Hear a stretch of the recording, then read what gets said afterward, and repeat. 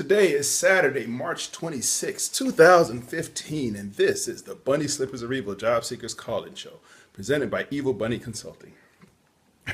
Excuse me.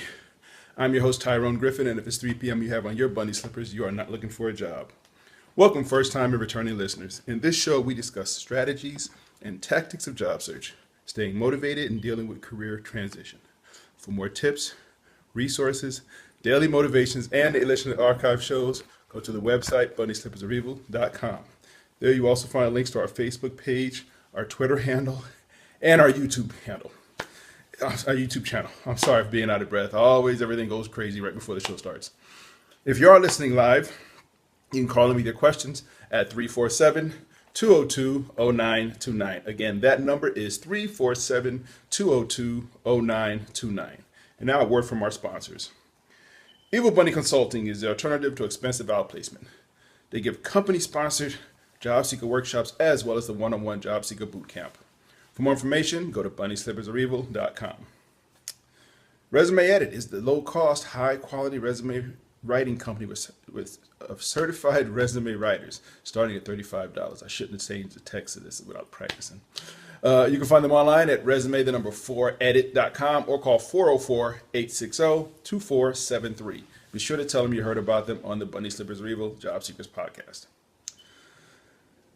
Let 3dresumes.net turn your resume into a webpage with a customized domain for 12 months for only $30. Help hiring managers and recruiters find you, make your resume available 24/7, and get a free professional email address just for your job search. You can see my online resume at tyronegriffin.com, and more information on how to get your own, go to 3dresumes.net.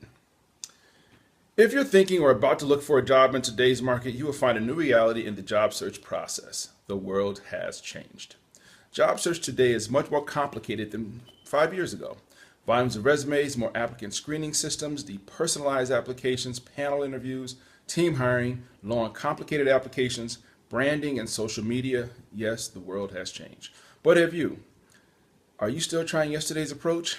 Why struggle and miss out on today's opportunities? Career Oyster is here to help. Great coaches, the latest resources, unique strategies personally tailored to your job search. Find out the new reality and how you can prevent costly mistakes. To register for a free 45-minute private session with head coach Howard Caddy, go to careeroyster.com. Find out the facts now. You'll be glad you did. Remember their motto, the world is your oyster, be the pearl. Well, good morning, everybody, and welcome to another show. I apologize. It seems like everything just goes crazy about 2 minutes before I go on the air. So I'm always running out of breath doing the last things. But anyway, this week this is the last show of this month. And before we get into that, upcoming, I'll be speaking at the Roswell United Methodist Church on April 11th, 2016. It's coming up in about 2 weeks. I'll be doing a keynote speech at night. So if anybody's in the area, please come on by, stop by, and say hello. And they have a great program up there. It's Roswell United Methodist Church, Roswell, Georgia. I always like saying that. What else? Last week, I was at Creekside High School, and I did a workshop for some high school kids on the resumes. And I was fortunate. Somebody I had a surprise. My good friend Howard Caddy, who you heard his ad at the beginning of the show, and he's been on here several times. CareerOyster.com. He showed up, and he was also doing a workshop. And I tell you, if you've ever had a chance to really listen to Howard, if he ever offers a workshop again, I am going to just blow it up. He is so much information, so much knowledge that he can drop on you about job search. Yeah. So it was a great time. So anyway, but thank you to Creekside High School for hosting us, and I hope the students that were there got something out of it. So anyway, so that's my outside schedule, I guess you want to call it. Oh, excuse me, I think I got to sneeze. Okay, so this week, last show of the month, and this month's theme were the documents. First, we did the business cards. We talked about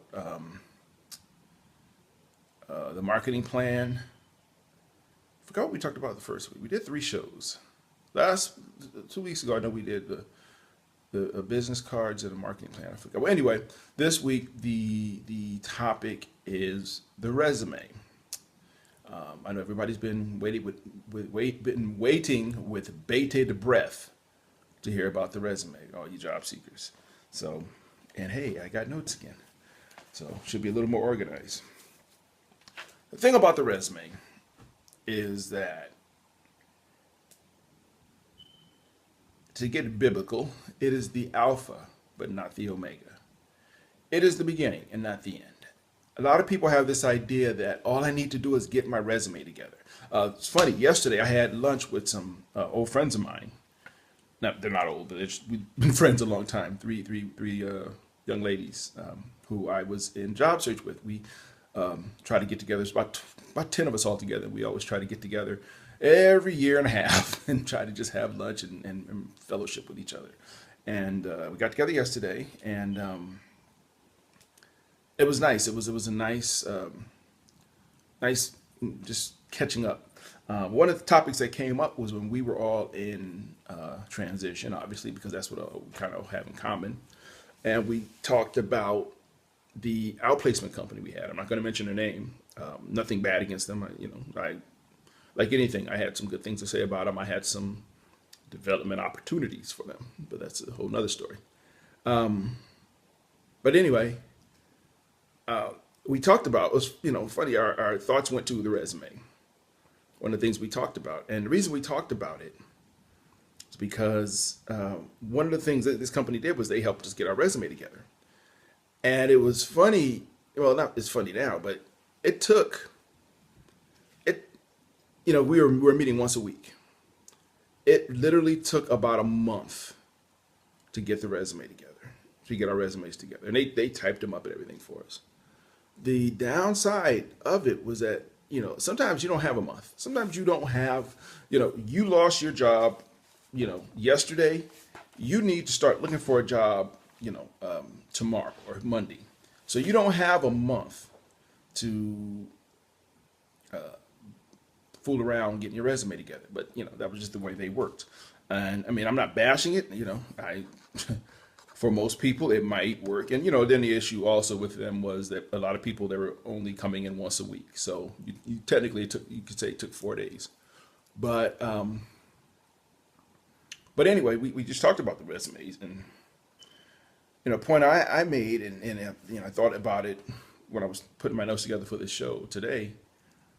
People really think that all I need to do is get my resume and I'm done. I'm set. I'm ready. I got all the bullets and ammunition I need. I can go hunting.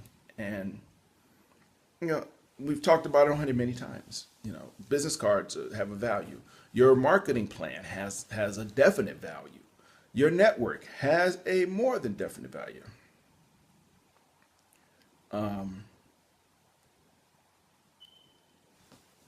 The resume is not the holy grail. The thing about the resumes,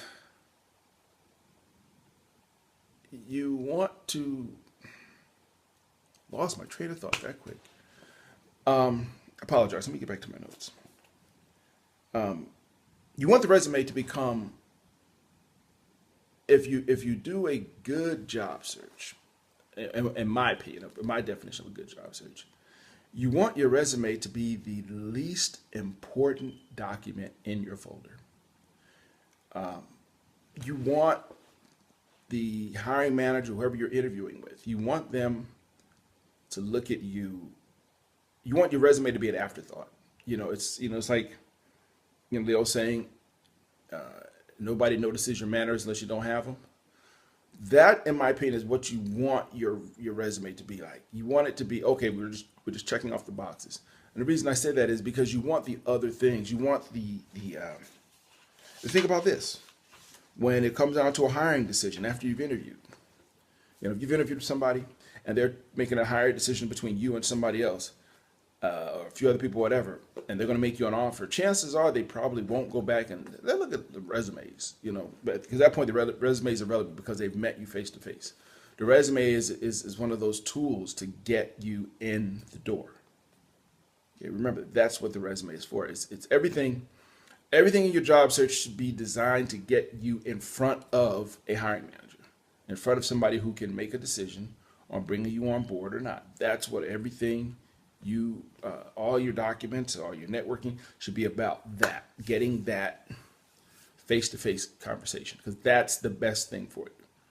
People, quoting my buddy Howard Caddy, people don't hire resumes, they hire people. Don't ever forget that. That's really what it comes down to. So what you want to do, everything you do, is to get yourself in front of that person. Just remember, that's the goal. That's the objective in everything you do. So, again, the point, the resume is not the end. It's the end of the beginning. It's, if you're a soldier going to war, you have several different kinds of weapons. You might have your gun, you might have two guns, you might have ammunition for each of those guns, you might have a knife, you might have a club, you might have mace, you might have a rock in your pocket, you might have throwing stars, whatever. You might have a lot of things. It's one of the things in your arsenal. Batman had his utility belt. He had all these different things for different situations. The resume, again, is one of those things for the right situations. Okay, it's part of your utility, your bat belt. I better not call it a bat belt, because somebody's trademarked that probably and get sued. So your utility belt is what your resume is part of. It's something to hang on, so that when you go to build a house, you have a dozen different kinds of tools. When you go on your job search, you got a dozen different kinds of tools, and the same thing. You got your different tools. Oh, excuse me. So that's how you need to think of your resume. It's just a tool. So let's talk about it. The resume, I said it's the most unimportant document, but it also should be the shiny result of your career. When you wrap everything up in your career, of your challenges and goals and achievements, bam, it's in your resume. It reminds me of that thing they say about dying. So when you go visit people in the cemetery, it has their date of birth and their date of passing, and their whole life is wrapped up in that little dash in the middle. That little dash is your resume. It's all the stuff you've done to bring you here today. You have to have the right tone, the right theme, the right look, the right use of white space. I mean, I know this might seem overwhelming, but you can Google it. We have the Googles now, so you can Google most of these things and see what they are. Make sure it's readable and make sure it tells a story. When I say it has to have the right tone and theme and look and so on, it has to match you. One of the things that jumps out at me, has jumped out at me in the past, is when somebody has had their resume professionally done. Now, I'm not trying to take any business from people who do resumes professionally. We have one of our Resume for Edit. One of our sponsors. Full disclosure, that's what they do. They do resumes. But the worst thing in the world is when you have an exceptional executive level resume. And it's not you. It doesn't fit your sorry, my eye itches. It doesn't fit your persona. And what I mean by fitting your persona is, I remember when I got married, and there's one thing they told us was, your wedding reception should match your theme of your wedding. We had this one place we looked at was a bunch of tall, beautiful trees. It was at a country club, and you drove up there, and it was like, oh, and it was really nice and everything. And it was danged expensive for one thing, but I remember the really biggest thing that stopped us was that it wasn't us, because to do a wedding there meant, realistically, you had to have a limousine. You had to, do those types of things. You had to complete the package. You couldn't show up to a big country club in an '84 Datsun. You just couldn't do it. It had your theme. Everything has to fit. And with your resume, is the same thing. That tone, that theme, has to fit. As I talked about a couple of weeks ago, in regard to business cards and cover letters, it has to fit you. Okay, if you get a resume, you have it sent to have it professionally done, and it looks better than you. Maybe you need to step up your game. That's one way, but step it up if you're going to keep it up. Okay, but now your resume, it really has to match your tone, your personality, who you are, because there's nothing worse than seeing a resume come in and it looks great, and you call the person and ask them to come in for an interview, and they show up and they are totally opposite of the resume.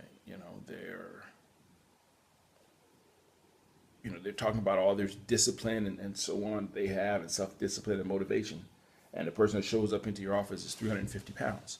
And I don't mean that as a derogatory thing, but if you're going to push yourself on self-discipline, but then you come in 350 pounds, unless you're 350 pounds of solid muscle, more than likely, and I'm not saying always, but more than likely, you have self-discipline problems. Okay? If you're getting a resume that's professionally done, it looks like a bank VP's resume, but you're applying for a job as a mechanic, it's like that mechanic's going to look at you like, so I apologize. I had my eye was swollen yesterday, and it's just starting to bother me a little bit. But anyway, so it has to match. When I say all these things about matching your tone and theme, it has to match who you are. It has to be readable. It has to use white space. White space is one of those terms in layout, page layout. How effectively do you use white space? Do you put everything about your job? Each job you listed on there, you have 10 or 12 or 15 bullets. You just got smallest font. It's just written. And you basically told what you did every day. I came here for coffee at 8 o'clock. Yeah, I made coffee. And at 8:30, I went to the bathroom. Yeah. And, and you can get into being too much. Now, in the resume too, it all has to tie together. You got a beginning, you got a middle, and you got an end. It has to all tie together. Now, what's at the beginning, you say? Well, I'm glad you asked. With the wrong notes. The beginning, it tells, in my opinion, two things. Ooh, excuse me. Sorry, dramatic pause. It tells two things: what you are and who you are. When I say the what you are, it tells I am it may be on your summary page, your summary statement, what you're looking for. Business analyst, excelling in Excel, looking for opportunities in this sector, da, da, da, da, da. That's who you are. That's what your business, what your topic, right? That's the beginning aspect of your resume. Who you are or what you are. You might have a summary and a self description or whatever. You might say this is, and you might combine them. I don't know, but those are the two things in the beginning. Who you are and what you are. Your heading is in that beginning section, which is your name. I would say not an address. Put the city you want to look in, and your phone number. The reason I say put the city you want to look in versus your own address is because unfortunately, there are some people out there who aren't good people, and they may get hold of your resume, and there's no reason for them to know where you live, unless you are looking for a job in your house. Don't put your address on your resume. I have pretty good knowledge that I was turned down for a position. Not turned down. The opportunity was not extended. It worked out fabulously well for me. But one of the things that the recruiter told me was that they were concerned with the long drive I had, that in a year or so, I might start looking for other opportunities to be closer to home. How are you going to fight that? You can't fight that. You just go, okay, and keep it moving. Excuse me. But anyway, as I've said before, just like on the top of your marketing plan, you have your name, you have a phone number, get a Google Voice number if you need to. You have your email address. Get a real good one, fat and sexy, 236 is not something you want to be have posted on. And put the city you're looking for a job in. Then you put your below, you put a line or something, some separator, and then you put, a summary statement about yourself, what you are, what are you trying to seek, and things like that. If you're still in school, just say I'm in school. Here's my expected graduation date. So that's the top part, and that tells all the who and what you are. And then comes the middle part. That's when you tell what you're good at. This is your brag section. This is when you just toot your own horn till it can't be tooted no more. Yeah, that's a visual for you. But this is the time when we apologize. My mind is wandering like crazy today. We talk about, okay, I said in part one, I was the bomb. Okay. Here's where I tell you what things I'm the bomb in.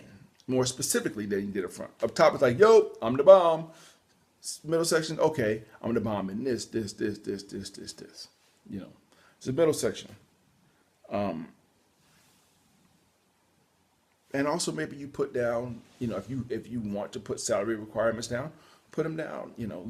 Seeking an opportunity, making in the mid 90s or whatever, whatever. Be careful with that, because just like you can put in there that you're looking for a job making X, if the job you're applying for, if that's like way, way, way out of the range of the job you're applying for, what you're asking for, you've basically shut yourself down. I'm just telling you. So be very careful putting those kinds of things in your resume.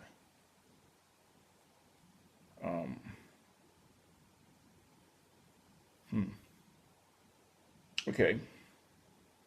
So that's that middle section. Again, this is where you brag. Where you tell, I'm great. I'm so great. I'm great at this. I'm great at that. I am the bomb at this over here too. Bullets. Bam, bam, bam, bam, bam. That's that middle section. Is tell where, what you're great at. And then the third section.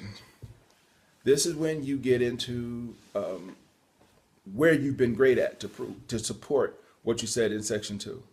In section 2, maybe you put some bullets. Said, I did this, I did this, I did this, I did this, I did this, I oversaw this, I helped do this, whatever. All those bullets that you put in section 2 should also be found in section 3. They should also, but they should be there based on the companies you worked on.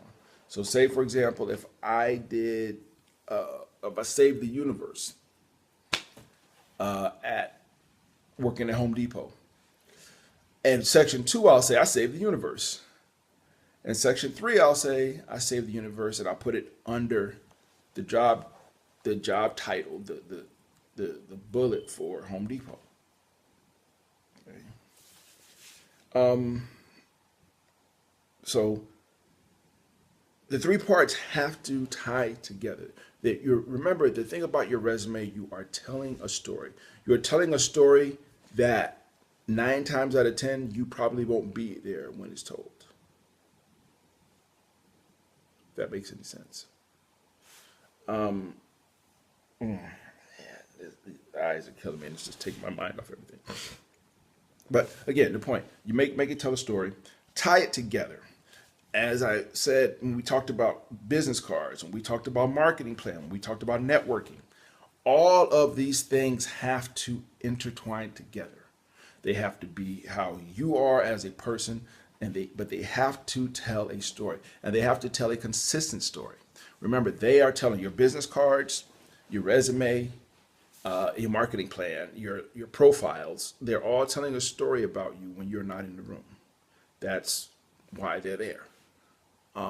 They're called leave behinds. So you can leave them behind, and hopefully it will match up to what the skills that they're looking for. Okay, so for the most part, that's pretty much that's what the resume is. Remember, it is not the beginning. It's not the end. I'm sorry, it's the beginning. you got to make sure it matches who you are. Best, I told this story, and we didn't get into cover letters at all, but best cover letter I saw, and I think the person might have done on their resume, they were interviewing for a job at a newspaper to write the crossword puzzle, I think it was. And what they did was they built a crossword puzzle into their cover letter. I think their resume as well. They had to cross and down, and they came up with some questions, and they built it right in there. Very creative thinking. It tells a story. I mean, I like it. Who am I?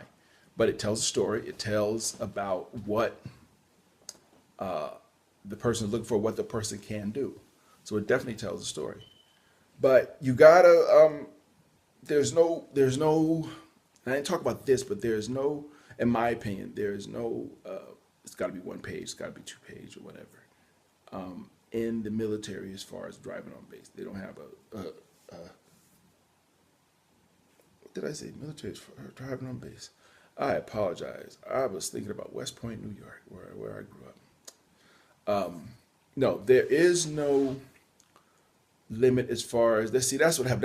That was a total brain flatulence, and I am so sorry. I had 3 things running through my mind, and one of them came out of my mouth, and it was the wrong one. But what I was saying, what I meant to say, I'm sorry. Some people say your resume should be 1 page. Some people say it should be 2 pages. Some people say it should be 3 pages. There's no right or wrong, because a lot of days your resume is read by a computer. So there really is not that many rules as far as how many pages it should be and so on. So don't get caught in that trap of, okay, I got to have a resume that's 2 pages or whatever. But there really are no rules. There really, if your resume is that good, heck, you can write your resume in the back of a napkin if it's that good. May not get you a job, but hey, you can do it. But just to make everything I say, remember, it's your job search. It's not mine. It's not anybody else. It's not the guy across the street, not the guy down the block in Walmart, wherever. It's not theirs. It's yours. It is your job search. And you are responsible for it. You can take all the stuff I tell you and anybody else tells you, but you have to roll it into a job search burrito. I was going to say something else. You got to roll it into a job search burrito, and then you got to eat it. You got to own it. You got to love it. So it's not hard. It just means you have to take your time. Anybody can do it. Remember, you're just writing letters on a piece of paper. Anybody can make a resume look real good. Google resumes, and you'll see tons of examples of them. Google resume template, and you'll see tons of examples of resume templates. Okay, so but again, it comes down to that point. You have to do it. Nobody else is going to do your resume for you. Okay, so stop asking. Listen to me. Listen to anybody else you know. There may be some things that, I always praise Howard Caddy because I respect his knowledge, but there are probably some things that he and I disagree on. So you listen to me, listen to him, you will probably hear different things about what is important on a resume. Doesn't mean that either of us is right. I would probably say I'm probably more wrong than him if we disagree because he's just got years of experience. But what I say might work better for you than what he says. So, it's kind of a trade-off. It's kind of, you got to take ownership. That's really what it comes down to is you have to take ownership of your job search. I'm still shocked that I totally went to West Point in the middle of a sentence. So anyway, thanks for listening. If you are listening live on the website, you can feel free to subscribe in iTunes. And if you do, if you like the show, please leave feedback so others can find it. And I truly appreciate it. If you have a suggestion for a topic you would like me to cover in either the podcast or the 1-minute bunny tip, which I definitely want to get back to as soon as I can, please send it to me at Tyrone@bunnyslippersrevival.com. And when you land, please don't forget us. Please visit our Cafe Press store and buy a t-shirt, a coffee mug, a clock, a watch, or a sweatshirt. It will help support the show, and you'll have a lasting memento of this time. I don't want you to forget this, because as soon as you forget this time, you set yourself up to be in a transition again. Everybody, thank you so much. I just apologize. I was tired, man. I was sick this week, and I didn't get a lot of sleep. So anyway, with that, next week we got April job search Q&A. So take care, everybody. Have a good week, and I will talk to you soon. Take care, and bye-bye.